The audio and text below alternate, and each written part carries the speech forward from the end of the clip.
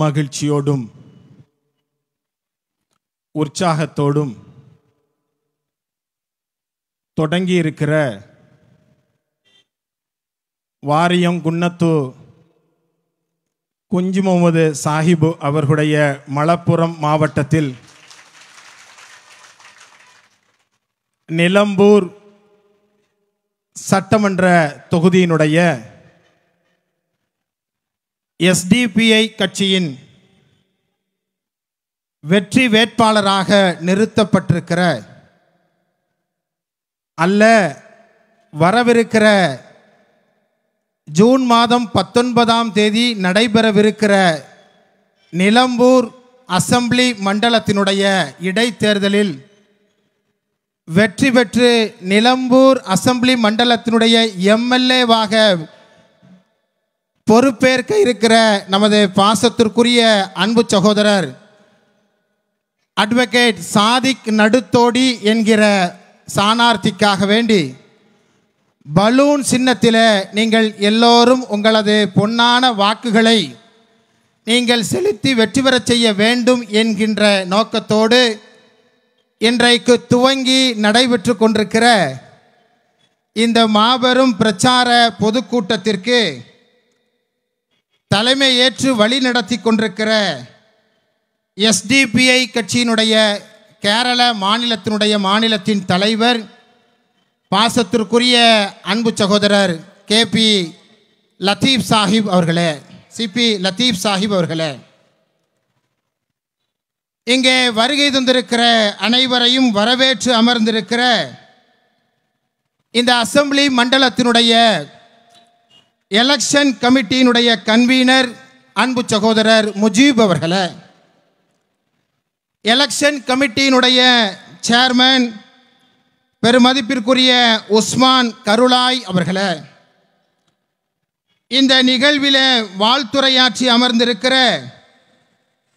SDPI கட்சியினுடைய தேசிய கமிட்டியினுடைய அங்கம் முன்னாள் கேரள மாநிலத்தினுடைய தலைவர் பெருமதிப்பிற்குரிய மௌலானா மௌலவி மூவாற்றுப்புழா அஷ்ரஃப் மௌலவி அவர்களே, எஸ்டிபிஐயினுடைய கேரள மாநில state vice president Abdul Hameed master அவர்களே, எஸ்டிபிஐயினுடைய மற்றொரு state vice president Thulaseedharan Pallikkal அவர்களே, ஸ்டேட்டினுடைய மாநிலத்தினுடைய பொதுச் செயலாளர் பாசத்திற்குரிய எனது அருமை அன்பு சகோதரர் ராய் அரக்கல் அவர்களே, மலப்புரம் மாவட்ட எஸ்டிபிஐ கட்சியினுடைய மாவட்டத்தினுடைய தலைவர் பெருமதிப்பிற்குரிய அன்வர் பழஞ்சி அவர்களே, இந்த நிகழ்வில் கதாநாயகனாக வீற்றிருக்கிற பாசத்திற்குரிய அன்பு சகோதரர் வழக்கறிஞர் அட்வொகேட் சாதிக் நடுத்தோடி அவர்களே,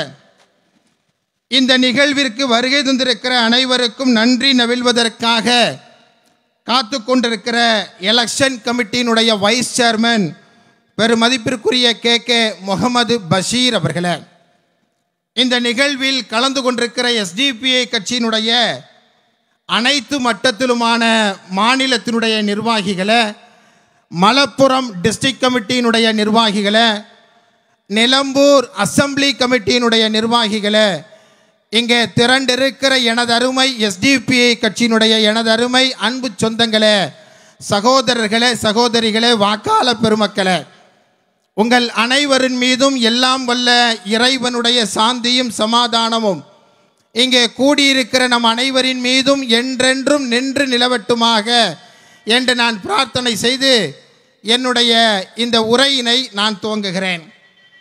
அன்பிற்கினிய அன்பு சகோதரர்களே, நான் துவங்கும் பொழுது மலப்புரம் மாவட்டம் என்பது மகாநாய வாரியம் குஞ்சத்து ஹாஜி முகமது சாஹிபினுடைய தியாகத்தை முன்னிறுத்தி இன்றைக்கு நான் என்னுடைய வார்த்தைகளை நான் துவங்கினேன். அன்பு சகோதரர்களே, இன்றைக்கு உங்களுக்கு முன்பாக எனது அருமை அன்பு சகோதரர் வழக்கறிஞர் சாதிக் நடுத்தோடி அவர்களுக்கு நீங்கள் உங்களது பொன்னான வாக்குகளை பலூன் சின்னத்திலே தந்து அவரை பெருவாரியான வாக்குகள் வித்தியாசத்தில் வெற்றி பெறச் செய்ய வேண்டும் என்கின்ற கோரிக்கையை நான் மலையாளத்தினுடைய சகோதர மொழியாகிய சகோதரியாகிய தமிழ் மொழியில் உங்களிடத்தில் பேசலாம் என்பதாக சொல்லி நான் ஆசைப்படுகிறேன். லத்தீப் சாஹிபோடு பேசும் பொழுது குறைச்சி நம்மளால் மலையாளத்தில் சம்சாரிக்கான் கழியும், அதுபோல் ரிப்ளை செய்யான் கழியும். പക്ഷേ அது மீட்டிங்கில் மைக்கில் சம்சாரிக்கான் கழியாத ஒரு நிலையிலான இப்பொழுது உண்டு. இன்ஷா அல்லாஹ் நெக்ஸ்ட் மீட்டிங்கில் உங்களை காணும்போது இன்ஷா அல்லாஹ் மலையாளத்திலேயே முழுவன் சம்சாரிக்கான் கழிவை இன்ஷா அல்லாஹ் அல்லாஹ் தர வேண்டும் என்று சொல்லி இந்த தருணத்தில் உங்களை எல்லாம் நான் கேட்டுக்கொள்கிறேன்.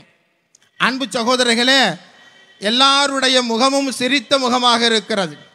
வருகிற வழியெல்லாம் சாதிக்கு நடுத்தோடி அவர்கள் நம்மை எல்லாம் வரவேற்று எல்லா இடங்களிலும் சிரித்த முகத்தோடு நிற்கிறார்.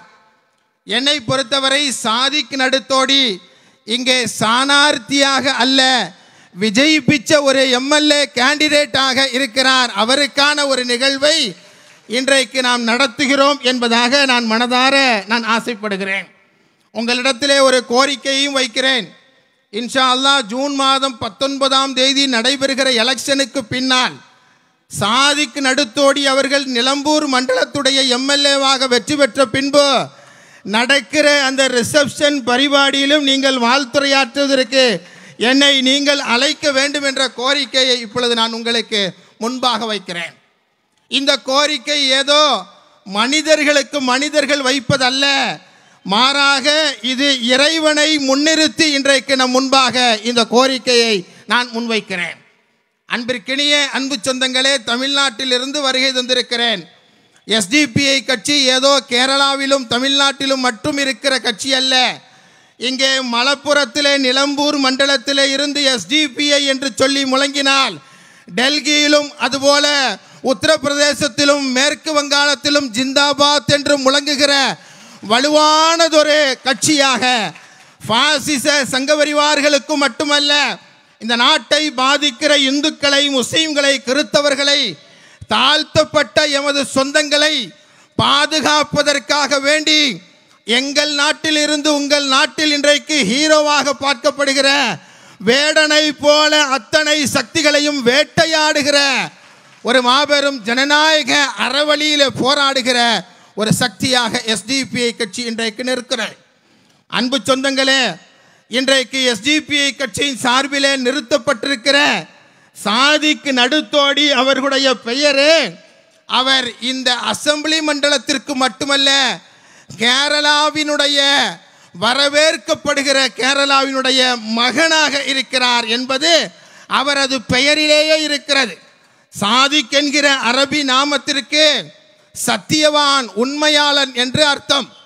இன்றைக்கு சாதிக் உங்களுக்கெல்லாம் உண்மையாளனாக இருக்கிறார். வாக்களிக்கிற ஒவ்வொருவருக்கும் சத்தியமாக இந்த சமூகத்திற்காக உழைப்பேன் என்று சொல்லி இன்றைக்கு வாக்குறுதி அளித்துக் கொண்டு இன்றைக்கு பணி செய்து கொண்டிருக்கிறார். அவருடைய பெயரோடு இணைந்திருக்கிற சாதிக்கு நடுத்தோடி என்பது நான் இடதுமல்ல வலதுமல்ல, நான் நடுவில் இருப்பவனாக உங்களுக்கு இடையிலே உம்மத்தன் வசத்தனாக இருப்பேன் என்று சொல்லுகிற பெயரோடு சாதிக்கு நடுத்தோடி நம்மோடு இருக்கிறார். மிக அற்புதமான சிரித்த முகத்தோடு இருக்கிறார். நான் கூட பார்த்தேன், ஒரு இடைத்தேர்தலில் வேட்பாளர், ஒரு அற்புதமானதொரு வேட்பாளரை கேரளா மாநிலம் நிறுத்த வேண்டும் என்று சொல்லி நான் ஆசைப்பட்டேன். அவருடைய சிரித்த முகம் மட்டுமல்ல, அவர் மலப்புரம் நீதிமன்றத்துடைய மலப்புரம் மாவட்ட பார் கவுன்சிலுடைய பிரசிடெண்டாக இருக்கிறார் என்பது மட்டுமல்ல, எல்லா மக்களும் அனுதினமும் நான் இன்ஸ்டாகிராமை பார்க்கிறேன், ஃபேஸ்புக், வாட்ஸ்அப்பை பார்க்கிறேன். எல்லாவற்றிலும் பார்க்கிற எல்லோரும் அவர் இந்துவாக, முஸ்லீமாக, கிறிஸ்தவனாக யாராக இருந்தாலும் எவ்வாறு எஸ்டிபிஐயை இன்றைக்கு இந்த நாடு ஆற தழுவி வரவேற்கிறதோ அதுபோல சாதிக்கு நடுத்தோடியை ஒவ்வொருவரும் வரவேற்று உனக்குத்தான் எனது வாக்கு என்று சொல்லுகிற காட்சிகளை இன்றைக்கு நான் சமூக ஊடகங்களிலே, சோசியல் மீடியாக்களிலே இன்றைக்கு நான் பார்த்து கொண்டிருக்கிறேன். இறைவன் நம்முடைய நல்ல எண்ணத்தை ஈரேற்றி தரட்டும் என்று சொல்லி இந்த தருணத்தில் நான் பிரார்த்திக்க கடமைப்பட்டிருக்கிறேன். அன்பிற்கினிய அன்பு சொந்தங்களே, கடந்த வருடம் கேரளா மாநிலத்தை பாதித்த வயநாட்டினுடைய நிலச்சரிவு, லேண்ட் ஸ்லைடிங்கை பற்றி நமக்கெல்லாம் தெரியும். நிலம்பூர் என்கின்ற பெயரை அந்த லேண்ட் ஸ்லைடிங் வரும் பொழுதுதான் கூடுதலாக இந்த உலகம் கேட்டது. அங்கு வந்த அந்த தண்ணீர் நிலம்பூர் வழியாக வெளியேறியது. பலரும் அதிலே மரித்து போனார்கள். சொல்லனா துயரங்களை அவர்கள் அனுபவித்தார்கள். இந்தியாவே மிகப்பெரிய கஷ்டத்தை அன்றைக்கு அனுபவித்தது.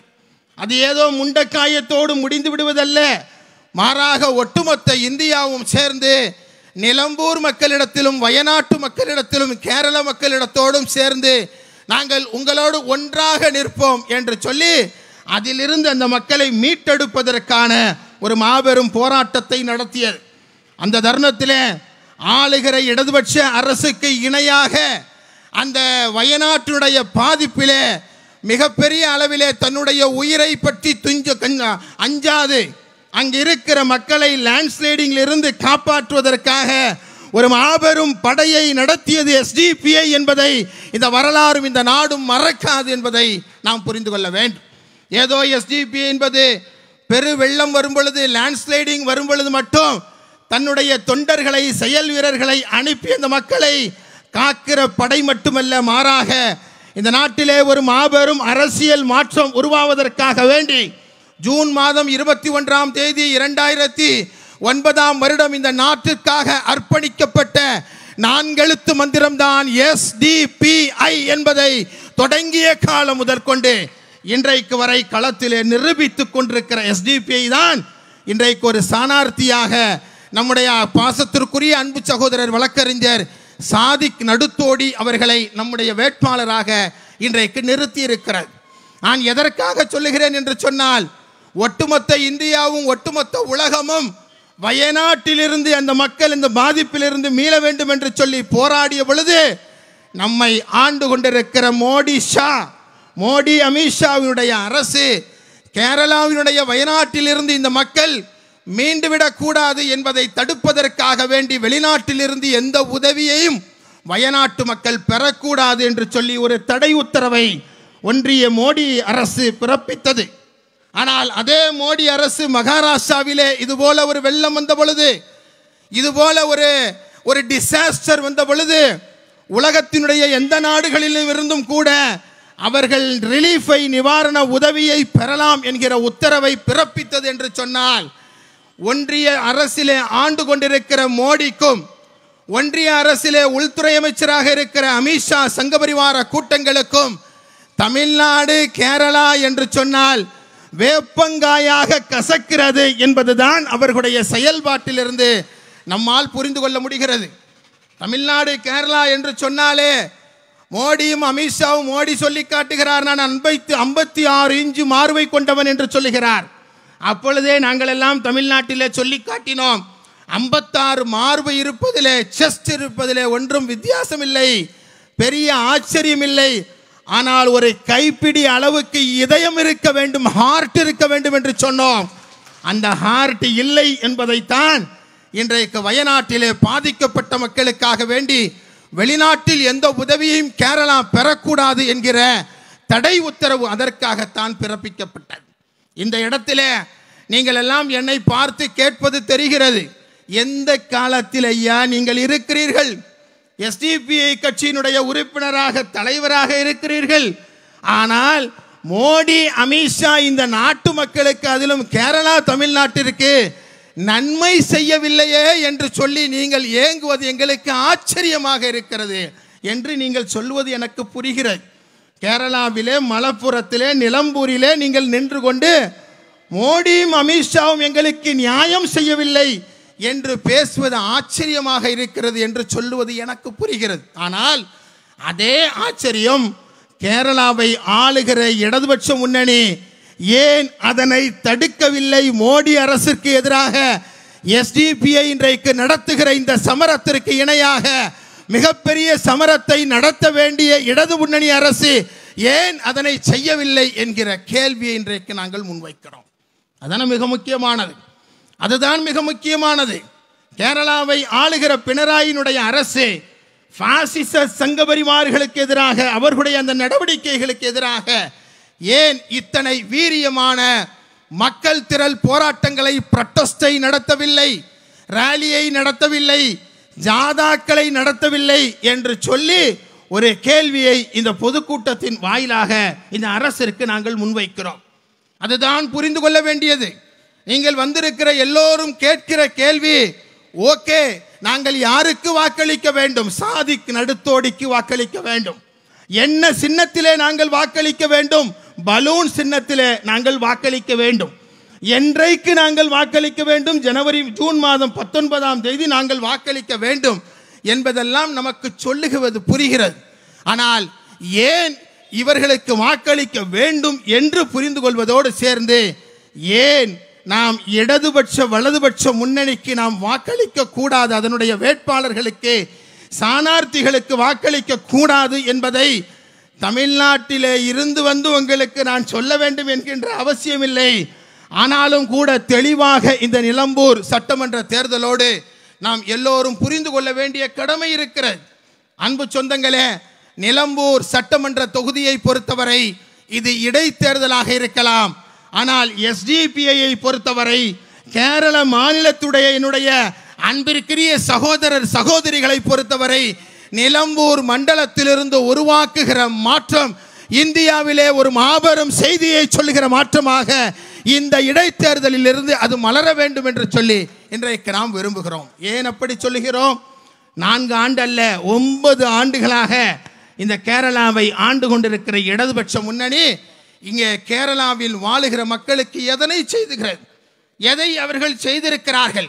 எதை வைத்துக்கொண்டு அவர்கள் இன்றைக்கு நம்மிடத்திலே வாக்கு கேட்க வருவார்கள் என்று சொன்னால், இடதுபட்ச வலதுபட்ச 2 முன்னணிகளும் இன்றைக்கு நம்மிடத்திலே வாக்கு கேட்கிற அந்த இடத்திலேயே அவர்கள் இல்லை. மாறாக உங்களுக்காக வேண்டி எதையும் நாங்கள் செய்வோம், ஏனென்றால் நான் எஸ்டிபிஐ கட்சியினுடைய ஒரு உறுப்பினர் என்ற அடிப்படையில் இன்றைக்கு தகுதியோடு முன்னிறுத்தப்பட்டிருக்கிற வேட்பாளர் தான் சாதிக் நடுத்தோடி என்பதை நாம் அனைவரும் இன்றைக்கு நாம் புரிந்து கொள்ள வேண்டும். அந்த அடிப்படையில் இடதுபட்ச முன்னணி, நான் ஏற்கனவே சொன்னதை போல ஒரு செய்தியை உங்களுக்கு நான் நினைவுறுத்தி காட்ட கடமைப்பட்டிருக்கிறேன். எனது பாசத்திற்குரிய கேரள மாநிலத்துடைய அன்பு சகோதரர்கள் சகோதரிகள் எல்லோரும் அரசியலில் எங்களை விட நீங்கள் விழிப்புணர்வு உள்ளவர்கள், அவேர்னஸ் உள்ளவர்கள் என்பது எனக்கு தெரியும். அதே நேரம் நினைவுறுத்துவதற்காக சொல்கிறேன், மன்மோகன் சிங்கினுடைய அரசாங்கம் 2004 முதல் 2014 வரை இந்தியாவிலே பிரதமராக மன்மோகன் சிங்குடைய யூபிஏ கவர்மெண்ட் ஆட்சி நடத்தி கொண்டிருந்த தருணத்திலே கேரள மாநிலத்தினுடைய கேரளாவினுடைய இடதுபட்ச அந்த கட்சிகள், சிபிஎம் போன்ற கட்சிகள் கேரளாவிலே மன்மோகன் சிங்கினுடைய அரசினுடைய நடவடிக்கைகளுக்கு எதிராக நடத்திய போராட்டங்கள் எத்தனை? இப்பொழுது பாஜக மோடி தலைமையிலான அரசு வந்த பின்பு இந்த சென்ட்ரல் கவர்மெண்ட் ஒன்றிய அரசுக்கு எதிராக நடத்திய போராட்டங்கள் எத்தனை என்பதையெல்லாம் இன்றைக்கு அரசியல் அறிஞர்கள் இன்றைக்கு பல்வேறு கேள்விகளை எழுப்புகிறார்கள். அன்றைக்கு கேரளா மாநிலத்தில் எந்த விதமான ரோடு பணிகளும், அதாவது நெடுஞ்சாலைத்துறை என்று சொல்வார்கள், ஹைவேஸ் என்று சொல்வார்கள், ஹைவேஸ் டிபார்ட்மெண்ட்டுடைய பணிகள் நடைபெறவில்லை என்று சொல்லி பலவிதமான போராட்டங்களை அன்றைக்கு அந்த அமைப்புகள் நடத்தினார்கள். ஆனால் இன்றைக்கு கேரள மாநிலத்தில் 30,000 கோடி ரூபாய்க்கு இன்றைக்கு நெடுஞ்சாலைத்துறையினுடைய பணிகள் இன்றைக்கு விடப்பட்டிருக்கிறது. அந்த நெடுஞ்சாலைத்துறை பணிகளிலே ஏறத்தாழ 10,000 கோடி ரூபாய் அழிமதி நடந்திருக்கிறது என்கிற செய்திகள் வருது. 30,000 கோடி ரூபாயில் 10,000 கோடி ரூபாய் அங்கே அழிமதி நடந்திருக்கிறது என்று சொல்லுகிற செய்திகளை இன்றைக்கு கேரளாவிலிருந்து நாம் பார்க்கிறோம். உதாரணத்திற்கு சொல்வதாக இருந்தால், எங்கள் ஊரில் தமிழ்நாட்டில் சொல்லுவாங்க, ஒரு பானை சோற்றிற்கு ஒரு சோறு பதம் என்று சொல்வார்கள். அதுபோல இன்றைக்கு இங்கே இருக்கிற அழியூர் என்று சொல்லுகிற அந்த நேஷனல் ஹைவே ப்ராஜெக்ட், அந்த நேஷனல் ஹைவே ப்ராஜெக்டில் அதானியினுடைய அந்த கம்பெனி நமக்கு தெரியும். இன்னைக்கு இந்தியாவில் மோடியும் அமித்ஷாவும் யாருக்காக பணி செய்கிறார்கள் என்று சொன்னால், இந்தியாவில் இருக்கிற 130 கோடி மக்களுக்காக அல்ல. இந்தியாவிலே அமித்ஷா, அதாவது அதானியினுடைய பிசினஸ் நடப்பதற்காக வேண்டி எதையும் இன்றைக்கு இழப்பதற்கு விட்டு கொடுப்பதற்கு தயாராக இருக்கிற ஒரு அரசாக மோடி ஷாவினுடைய அரசை இன்றைக்கு நாம் பார்க்கிறோம். அந்த அடிப்படையில் அந்த அதானிக்கு இங்கே இருக்கிற அந்த அழியூர் என்று சொல்லுகிற ஹைவே ப்ராஜெக்ட் அவருக்கு வழங்கப்படுகிறது. எவ்வளவுக்கு என்று சொன்னால் 1838 கோடி ரூபாய்க்கு அந்த கான்ட்ராக்ட் விடப்படுகிறது, அந்த ரோடு கான்ட்ராக்ட் விடப்படுகிறது. சில மாதங்களிலேயே அல்லது சில நாட்களிலேயே அந்த கம்பெனி அதானி அந்த ப்ராஜெக்டை 937 கோடி ரூபாய்க்கு இன்னொரு கம்பெனிக்கு அவர் ஏலமிடுகிறார். அந்த கான்ட்ராக்டை மாற்றுகிறார் என்று சொன்னால் 1838 கோடி ரூபாய்க்கு ஒரு ஹைவே ப்ராஜெக்டை போட்டு 2-3 மாதங்களுக்குள் அதனை இன்னொரு கம்பெனிக்கு 937 கோடி ரூபாய்க்கு கொடுக்கிறார் என்று சொன்னால் கிட்டத்தட்ட 1000 கோடி ரூபாய் இந்த கேரள மாநில சகோதரருடைய பணத்தை, நியர் அபவுட் 1000 crores ஒரு 2-3 மாசத்துல ஒரு கம்பெனி அதனை அவர்கள் ஊழல் செய்கிறார்கள், கரப்ஷன் செய்கிறார்கள் என்று சொன்னால் அதனை தட்டி கேட்க வேண்டிய பொறுப்பு யாருக்கு இருக்கிறது?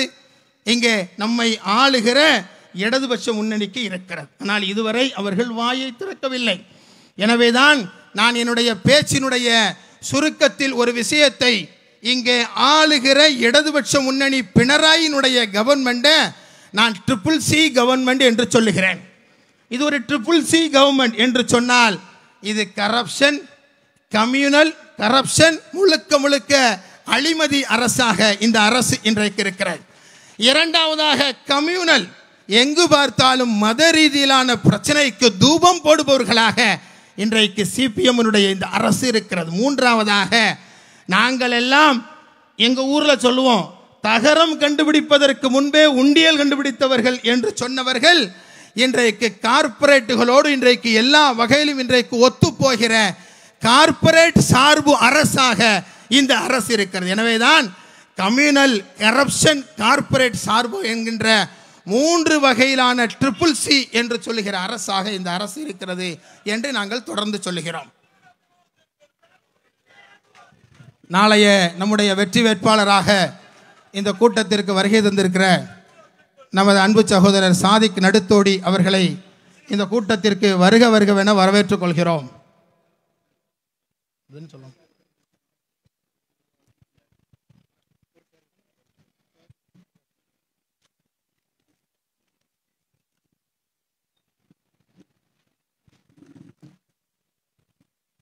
அன்பு சகோதரர்களே, இதுதான் இன்றைக்கு கரப்ஷனுக்கு எதிராக இருக்கிற நம்முடைய கேரள அரசினுடைய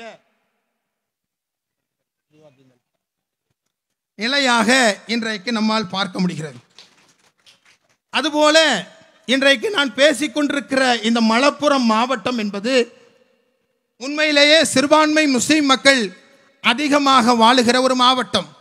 மலப்புரம் என்பது இந்தியாவிற்கு ஒரு ரோல் மாடலாக இங்கே இருக்கிற மக்களுடைய போராட்ட குணம் இந்த மாவட்டத்தை இன்றைக்கு வளர்த்தெடுத்து ஒரு வளர்ச்சியின் பால் கொண்டு சென்றதில் இந்த மாவட்ட மக்களுக்கு நிகர் இந்த மாவட்ட மக்கள் தான் என்று சொல்லுகிற ஒரு மாபெரும் வரலாற்று சரித்திரத்தை இந்த மலப்புரம் படைத்திருக்கிறது. இந்த மலப்புரம் மாவட்டத்திலே 2022ஆம் வருடம் இந்த மலப்புரம் மாவட்டத்தில் இருந்த வழக்குகளுடைய எண்ணிக்கை எத்தனை என்று சொன்னால் 27,000 வழக்குகள், கேசஸ், போலீஸ் ஸ்டேஷனில் போடப்படுகிற வழக்குகள் கேசஸ் 27,000 கேசஸ். இப்போ 2024 இந்த மலப்புரம் டிஸ்ட்ரிக்டினுடைய டோட்டல் கேசஸ் எத்தனை என்று எடுத்து பார்த்தால் 40,000 வழக்குகள், நியர் அபவுட் 50% அதிகமான கேசஸ் இன்றைக்கு இந்த மலப்புரம் மாவட்டத்தில் அதிகமாக பதிவு செய்யப்பட்டிருக்கிறது என்று சொல்லுகிறார். காரணம் என்ன?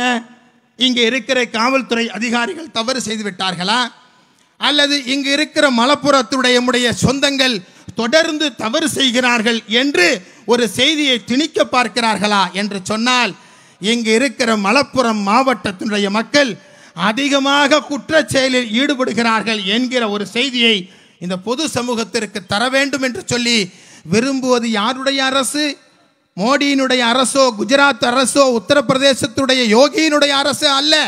மாறாக இங்கு இருக்கிற இடதுபட்ச பினராயினுடைய கவர்மெண்ட் தான் மலப்புரம் முஸ்லிம்ஸ் எல்லோரும் இன்றைக்கு கிரிமினல்களாக இருக்கிறார்கள் என்று சொல்ல வருகிறார்கள். இத்தனை வழக்கும் இந்த 3.5 ஆண்டு காலத்திலே போடப்பட்டது என்று சொன்னால் இந்த கேரளாவினுடைய சிஎம்முக்கு மிக நெருக்கமான ஒரு சூப்பரண்ட் ஆஃப் போலீஸ், இந்த மாவட்டத்துடைய காவல் கண்காணிப்பாளர் இங்கே எஸ்பியாக இருந்த தருணத்தில் தான் இங்கே 40,000 வழக்குகள் பதிவு செய்யப்பட்டிருக்கிறது. அருகில் இருக்கிற திருச்சூர் மாவட்டத்தை எடுத்துக்கொண்டால் 17,000 வழக்குகள் தான் பதிவு செய்யப்பட்டிருக்கிறது என்கிற செய்திகள் வருகிறது. எதற்காக நான் இதனை சொல்லுகிறேன்?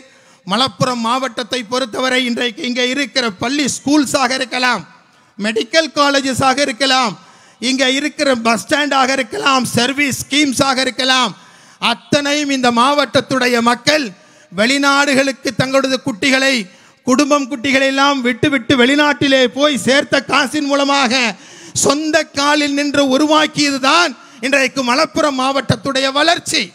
அந்த வளர்ச்சியை தடுப்பதற்காக வேண்டி, அதாவது பிரிட்டிஷாருடைய காலகட்டத்திலே ஃப்ரீடம் ஃபைட் நடந்தது அல்லவா, சுதந்திர போராட்டம்.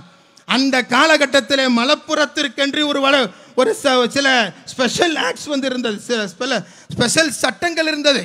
அது என்ன சட்டங்கள்?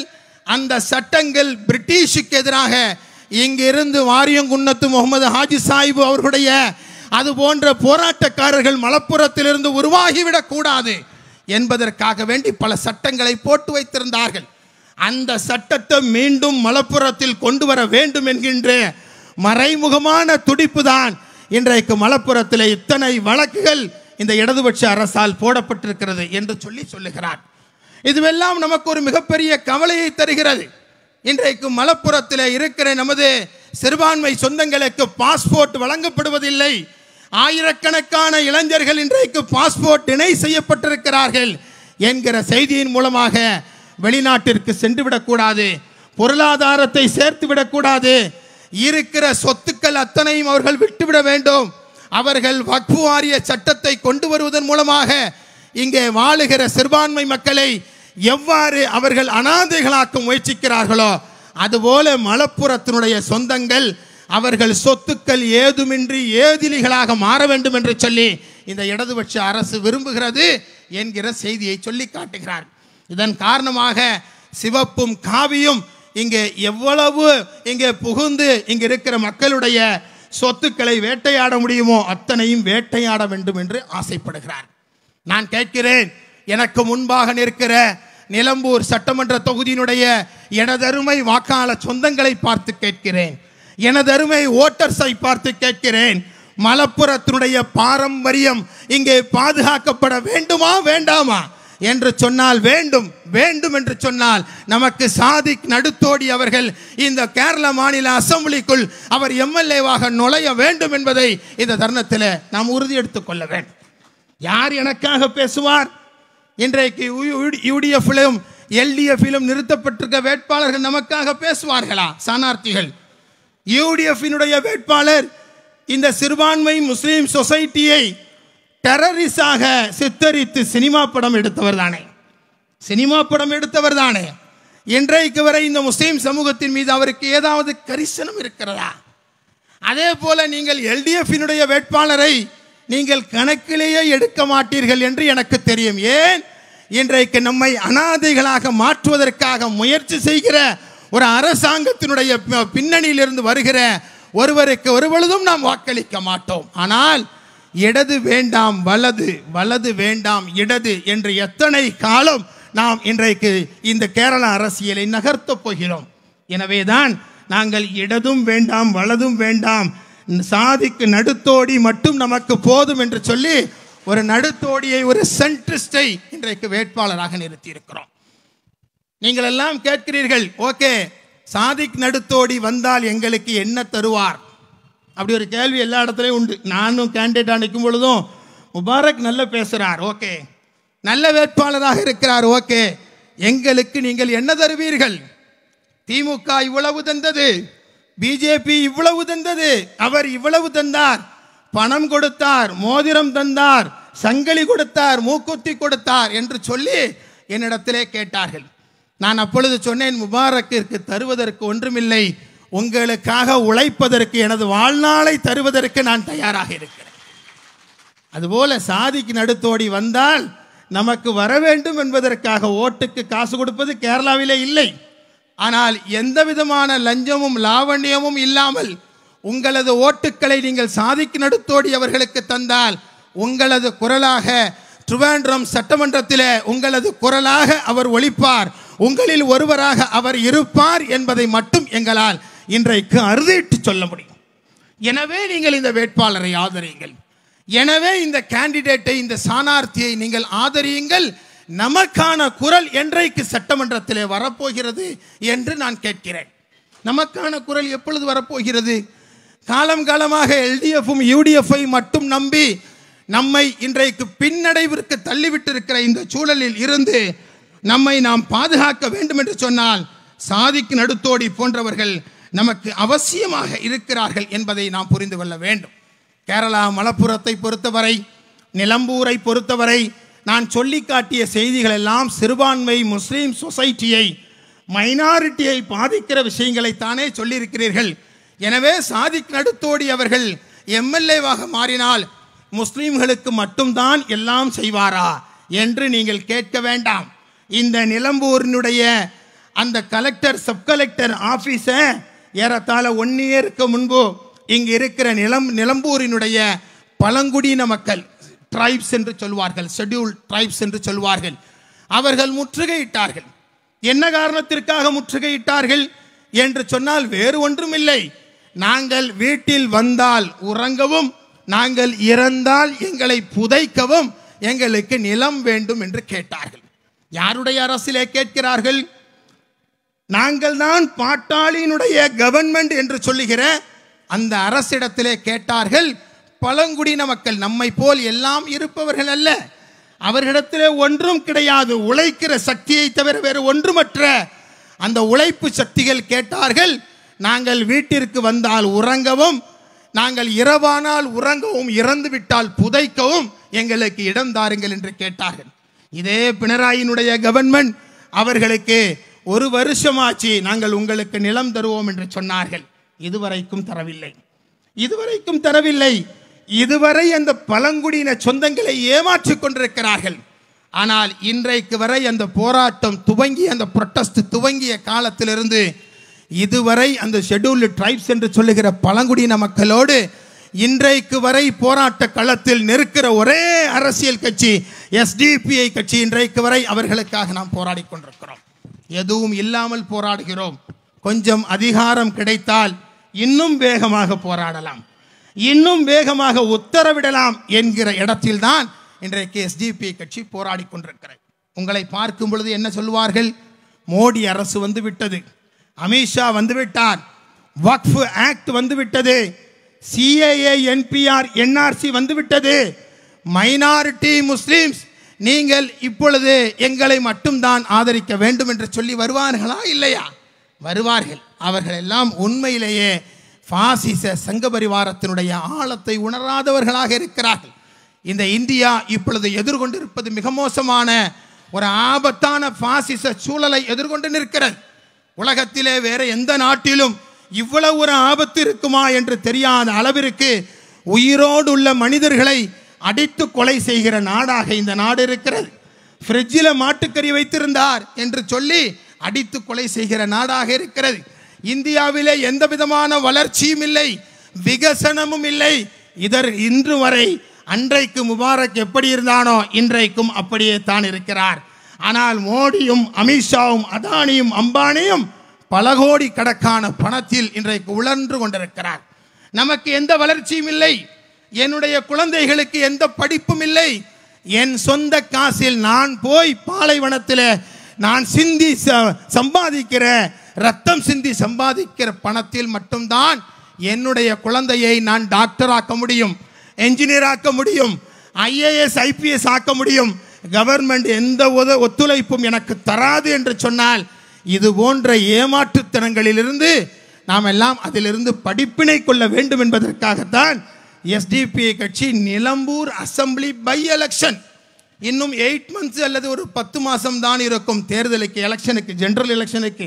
10 மாதத்தில் என்ன சேஞ்சு கொண்டு வந்துட முடியும் என்று எஸ்டிபிஐ திங்க் பண்ணல. இந்தியாவில் இருக்கிற பாசிச சக்திகளை உண்மையில் எதிர்க்கிற எஸ்டிபிஐ கட்சி இந்த நாட்டிலே வாழுகிற இந்துக்களுக்கு, முஸ்லீம்களுக்கு, கிறிஸ்தவர்களுக்கு, தாழ்த்தப்பட்ட சொந்தங்களுக்கு, கடவுள் உண்டென்றும் இல்லை என்றும் சொல்லுகிற அத்தனை மக்களுக்குமாக வேண்டி ஆத்மார்த்தமாக போராடுகிற social democratic party of India இந்த தருணத்தில் கேரளா அசம்பிளியில் இருந்தாக வேண்டும், இந்த தருணத்தில் தமிழ்நாட்டு அசம்பிளியில் இருந்தாக வேண்டும். இந்த தருணத்தில் இந்தியாவினுடைய பார்லிமெண்டில் இருந்தாக வேண்டும் என்று சொல்லி இன்றைக்கு ஒரு மாபெரும் போராட்டத்தை இன்றைக்கு நாம் நடத்தி கொண்டிருக்கிறோம். எனவே அன்பிற்கினிய அன்பு சொந்தங்களே, நாங்கள் வந்தால் அப்படி ஒரு தலைகீழ இந்தியாவையே மாற்றிவிடுவோம் என்று சொன்னவர்கள் இன்றைக்கு நம்மை ஏமாற்றி விட்டார்கள். பாலாரும் தேனாரும் ஓடும் என்று சொல்லி மோடி அரசு சொல்லி 11 ஆண்டுகளை கடக்கிறது. இன்று வரை நாட்டில் இரத்த ஆறுகள் தான் ஓடுகிறது. பாலாரும் ஓடவில்லை, தேனாரும் ஓடவில்லை, வேலை வாய்ப்புகள் கிடைக்கவில்லை, கல்வி கிடைக்கவில்லை. இன்றைக்கும் அதானிகளையும் அம்பானிகளையும் நம்பிக்கொண்டு நிற்பவர்களாக இன்றைக்கு நாம் மாறிக்கொண்டிருக்கிறோம். எனவே இதிலிருந்து ஒரு விடுதலை வர வேண்டும் என்று சொன்னால் அன்பு சகோதரர் சாதிக் நடுத்தோடி அவர்கள் கேரளா அசம்பிளிக்குள் நுழைந்தே தீர வேண்டும் என்று சொல்லி ஒவ்வொருவரும் சபதமேற்று பிஸ்மி சொல்லி உங்களது வாக்குகளை நீங்கள் ஜூன் மாதம் 19ஆம் தேதி நீங்கள் வாக்காளர் பெட்டியிலே நீங்கள் அமுக்கினால் சாதிக் நடுத்தோடி வெற்றி பெறுவார். சாதிக் நடுத்தோடி அவர்கள் வெற்றி பெற்றால் நிலம்பூர் அசம்பிளியிலே இருக்கிற ஒவ்வொருவரும் தாங்கள் வெற்றி பெற்றதாக அதற்கு அர்த்தம் ஒட்டுமொத்த கேரளாவிலும் புதியதொரு அரசியலுக்கு துவக்கம் குறிக்கிற நாளாக அந்த நாள் அமைய வேண்டும் என்று சொன்னால் இன்ஷா அல்லாஹ் சாதிக் நடுத்தோடி அவர்கள் பலூன் சின்னத்தில் வெற்றி பெற்று இன்றைக்கு உங்களுக்காக வேண்டி பணி செய்பவராக வர வேண்டும். அதை நோக்கி ஒவ்வொருவரும் பணி செய்ய வேண்டும் என்பதுதான் எஸ்டிபிஐ கட்சியினுடைய நோக்கம். எனவே இங்கே நிற்கிற எந்த சனார்த்திகளும் யாரும் ஒரு குவாலிட்டியானவர்களாக அல்ல. அவர்களுடைய ஃபாதர் ஒரு பெரிய பொலிட்டிக்கல் லீடராக இருந்தார், எனவே மகனும் வர நினைக்கிறார். இவர் மிகப்பெரிய அளவில் அந்த கட்சிக்காக உழைத்திருக்கிறார், எனவே வர நினைக்கிறார். பிஜேபியை பற்றி நம்ம பேச வேண்டிய அவசியமே இல்லை. ஏன்னா பிஜேபிக்கு கேரளாவில் நேற்றும் இடமில்லை, இன்றும் இடமில்லை, நாளையும் இடமில்லை என்று சொல்லுகிற நிலை கேரளாவிலும் தமிழ்நாட்டிலும் இருக்கிறது. ஓட ஓட அவர்களை பாராளுமன்றத்திலிருந்தும் சட்டமன்றத்திலிருந்தும் விரட்டி அடிக்கிற மக்களாக நம்முடைய மக்கள் இன்றைக்கு இருக்கிறார். எனவே நம் முன்பாக நம்முடைய சீனில் நிற்பது எனக்கு தெரிஞ்சு 3 எஸ் தான் என்று நினைக்கிறேன். ஒரு எஸ் என்பது சாதிக் நடுத்தோடி, இன்னொரு எஸ் என்பது சுராஜ், இன்னொரு எஸ் என்பது ஷவுக்கத் என்று சொல்லுகிற இந்த 3ல் நடுவில் இருக்கிற சாதிக் நடுத்தோடி அவர்கள் தான் உங்களுக்கான வேட்பாளர் என்பதை உங்களது உள்ளத்தில் நீங்கள் குறித்து வைத்துக் கொள்ளுங்கள். நமது இன்றைக்கு கேரளாவில் மிகப்பெரிய பிரபலமாக ஒடுக்கப்பட்ட மக்களுக்காக தன்னுடைய ராப் பாடலின் மூலமாக ஒரு மிகப்பெரிய புரட்சியை எனது அருமை அன்பு சகோதரன் வேடன் அவர்கள் இன்றைக்கு செய்து கொண்டிருக்கிறார். அந்த வேடனுடைய பாடலிலே சொல்வதைப் போல இங்கு இருக்கிற நிலக்கரியை பற்ற வைக்க வேண்டிய அவசியம் இருக்கிறது. அந்த நிலக்கரியை வரவிருக்கிற ஜூன் மாதம் 19ஆம் தேதி பற்ற வைக்க வேண்டிய பொறுப்பு இங்கு இருக்கிற என்னுடைய வாக்காளர் பெருமக்களுக்கு ஓட்டர்ஸுக்கு இருக்கிறது என்பதாக நான் கருதுகிறேன். எனவே அந்த அடிப்படையில் வருகை தந்திருக்கிற நாம் ஒவ்வொருவரும் இந்த நிமிஷத்திலிருந்து பணி செய்தால் கூட மிகப்பெரிய வெற்றியை நம்மால் உருவாக்கிவிட முடியும். அந்த வகையில் நிலம்பூர் சட்டமன்றத்தினுடைய அசம்பிளி பை எலெக்ஷன் என்பது பை எலெக்ஷன் அல்ல, எஸ்டிபிஐ கட்சியினுடைய இன்னொரு இன்னிங்ஸை தொடங்கி வைக்க போகிற எலெக்ஷனாக நிலம்பூர் பை எலெக்ஷன் இன்ஷா அல்லாஹ் மாற வேண்டும். இந்தியாவிலே வாழுகிற மக்களுக்காக சாதி மத பாகுபாடின்றி, வர்க்க பாகுபாடின்றி, மொழி பாகுபாடின்றி, இன பாகுபாடின்றி இன்றைக்கு நீக்கமர பணி செய்து வருகிற எஸ்டிபிஐ கட்சி காலத்தினுடைய கட்டாயம், காலத்தினுடைய அவசியம், காலத்தினுடைய அவசியமாக சட்டமன்றத்திற்குள் நாடாளுமன்றத்திற்குள்ளும் சென்று இன்றைக்கு இந்த ஒடுக்கப்பட்ட மக்களுக்காக தங்களது குரல்களை உயர்த்தி பிடிக்க வேண்டிய தேவை இருக்கிறது. அந்த தேவையை நிறைவேற்றுகிற பணியை கேரளா மலப்புரத்தில் வாரியங்குஞ்சத்து முகமது சாஹிப் அவர்களுடைய பூமியிலிருந்து நிலம்பூரிலிருந்து அந்த போராட்டத்திற்கு நாம் வித்திடுவோம். ஜூன் மாதம் 19ஆம் தேதி நமது உள்ளத்திலும் மனதிலும் நினைவிலும் என்றென்றும் நிற்க வேண்டிய சின்னம் என்பது பலூன் சின்னம். உங்களது உள்ளத்தில் நிறைந்து நிற்க வேண்டிய வேட்பாளர் சாதிக் நடுத்தோடி, சாதிக் நடுத்தோடி, சாதிக் நடுத்தோடி என்று சொல்லி மிக அற்புதமானதொரு துவக்க நிகழ்வை ஏற்பாடு செய்திருக்கிற இந்த மாவட்டத்தினுடைய கமிட்டிக்கு என்னுடைய நெஞ்சார்ந்த நன்றியினை சொல்லி மீண்டும் ஒருமுறை நான் ஏற்கனவே சொன்னது போல வெற்றி விழா கொண்டாட்டத்தில் உங்கள் அனைவரையும் மீண்டும் ஒருமுறை சந்திக்கிறேன். இறைவன் அதற்கான வாய்ப்பை நல்கட்டும் என்று சொல்லி வாய்ப்புக்கு நன்றி கூறி விடைபெறுகிறேன். நன்றி.